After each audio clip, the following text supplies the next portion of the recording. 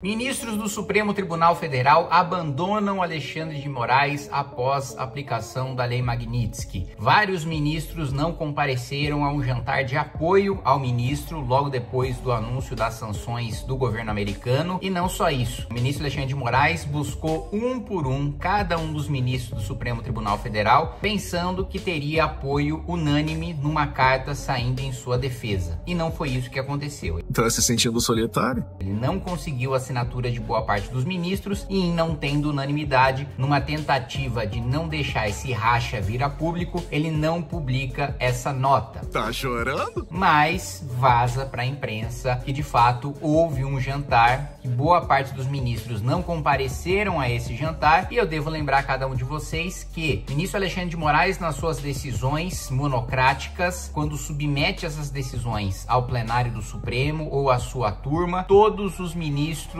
têm votado junto com Alexandre de Moraes unanimemente. Todas as decisões de Alexandre de Moraes que foram para o plenário, com raríssimas exceções, tiveram apoio de todos os ministros da corte. O que significa que agora muitos dos ministros que utilizaram Alexandre de Moraes como ponta de lança voltam atrás com medo de também sofrerem sanções dos Estados Unidos. Acha que eu sou burro de pegar no pé de quem é mais forte? Além disso, é sorteado o relator do caso em que o PT representa o Supremo Tribunal Federal para que o Supremo dê uma decisão obrigando as instituições brasileiras a não cumprir as sanções americanas, a não restringir o acesso de Alexandre de Moraes aos seus bens, mas já corre nos bastidores que a maioria do Supremo não pretende conceder essa decisão, mesmo o relator sendo Cristiano Zanin, ex-advogado de Lula e também um ferrenho defensor das decisões de Alexandre de Moraes. Nós vamos falar sobre isso e você vai saber o nome de cada ministro que apoiou e que não apoiou o Alexandre de Moraes nos bastidores, logo depois que você se inscrever no canal, clicar no sininho para receber as notificações, deixar o seu like.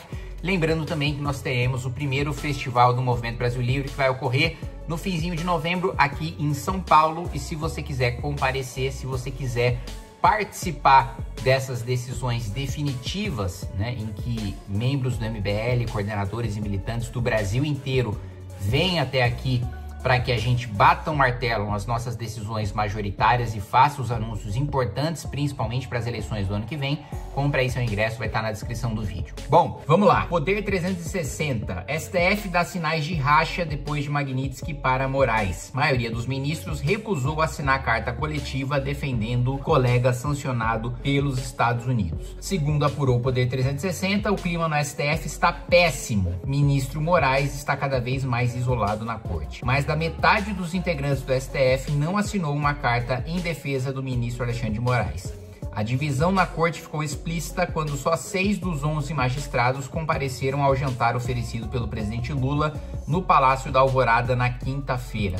Moraes pressionou os colegas por um documento coletivo depois de ser alvo de sanções dos Estados Unidos pela Lei Magnitsky, que o impedem de realizar transações com instituições bancárias ou econômicas norte-americanas. Segundo a apuração do Poder, o clima está péssimo na Suprema Corte. A maioria dos ministros considerou inadequado elaborar um manifesto conjunto contestando uma decisão interna de outro país. Atenção, Lula, que tanto fala em soberania. Eu vou ler essa última linha de novo, especialmente para você. A maioria dos ministros considerou inadequado elaborar um manifesto conjunto contestando uma decisão interna de outro país. Os próprios ministros do Supremo consideram que a aplicação da Lei Magnitsky, uma legislação americana, não é uma afronta à soberania nacional e sim uma decisão interna, que é uma coisa que eu tenho falado há muito tempo. Não há nenhum atentado à soberania nacional do Brasil com a aplicação dessas sanções ao ministro Alexandre de Moraes, por uma razão muito simples. Primeiro, a razão pela qual ela é aplicada. Ela é aplicada porque o ministro Alexandre de Moraes, ele sim, fere a soberania dos Estados Unidos ao determinar a suspensão de contas em redes sociais americanas, de empresas americanas, com administradores americanos, né, como é o caso do Rumble, como é o caso do X. Ele manda suspender contas, inclusive em território americano. A determinação dele é que as redes sociais suspendam essas contas em todo o mundo e que, caso elas não cumpram essa decisão, né, ficam submetidas a multas pesadas levadas e inclusive a processos criminais contra os seus representantes no Brasil, o que fere a Constituição americana e a soberania americana. Por isso, a legislação americana é aplicada contra ele. Muito bem. Primeiro motivo pelo qual não atenta contra a soberania do Brasil é a razão. O segundo motivo são os efeitos. Os Estados Unidos, em nenhum momento, obrigam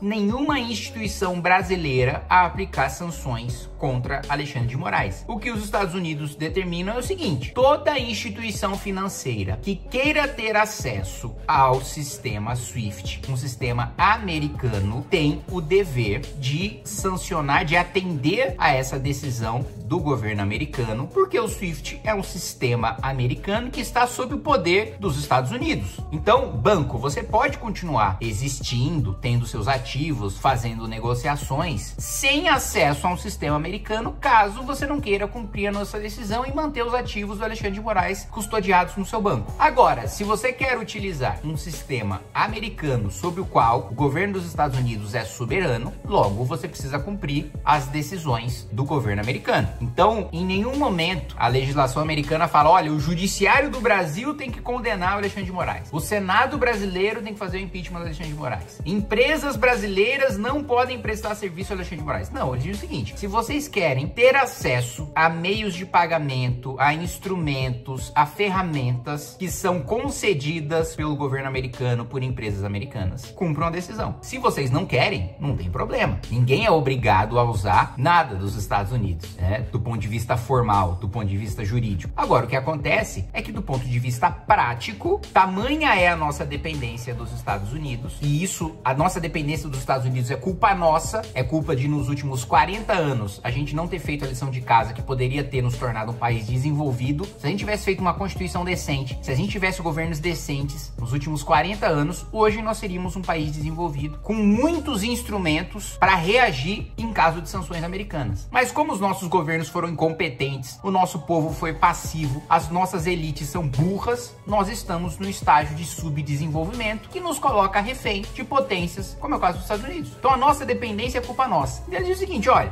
se os bancos brasileiros dependem do sistema americano para sobreviver no mercado internacional, paciência. Então, o Supremo agora descobre alguém mais poderoso que ele. Trump, o governo americano? Não, os bancos, né? Porque, obviamente, está tendo uma pressão pesadíssima do sistema financeiro, dos bancos nacionais, para que o Supremo não conceda uma decisão obrigando esses bancos a manter as contas do Alexandre de Moraes. Porque todos esses bancos, veja, do ponto de vista econômico, de lucro, vale mais a pena para um banco pagar uma multa para o Supremo Tribunal Federal e descumprir decisão do Supremo Tribunal Federal do que perder acesso ao sistema SWIFT. Então o banco faz o seguinte: ó, Supremo, não faça isso, porque se você fizer, a gente vai descumprir. Nós não temos outra escolha a não ser descumprir a sua decisão, e aí você vai ficar desmoralizado. Imagina, você dá uma decisão contra os bancos desobedecem. Vai ficar bem feio para vocês. Então, mesmo com o relator sendo o Zanin, a maior parte dos ministros, e muito provavelmente o próprio Zanin, dizem o seguinte: olha, nós não vamos dar uma decisão obrigando bancos brasileiros, instituições brasileiras a descumprirem as sanções americanas e manterem os ativos do Alexandre de Moraes. Então a situação dele tá complicadíssima. Tá complicadíssima do ponto de vista dele cometer novos abusos em relação a redes sociais americanas. Agora, eu reforço, é uma vergonha para mim enquanto brasileiro e para todos nós enquanto povo brasileiro que tenha de vir uma sanção dos Estados Unidos para diminuir a velocidade, não parar, diminuir a velocidade dos abusos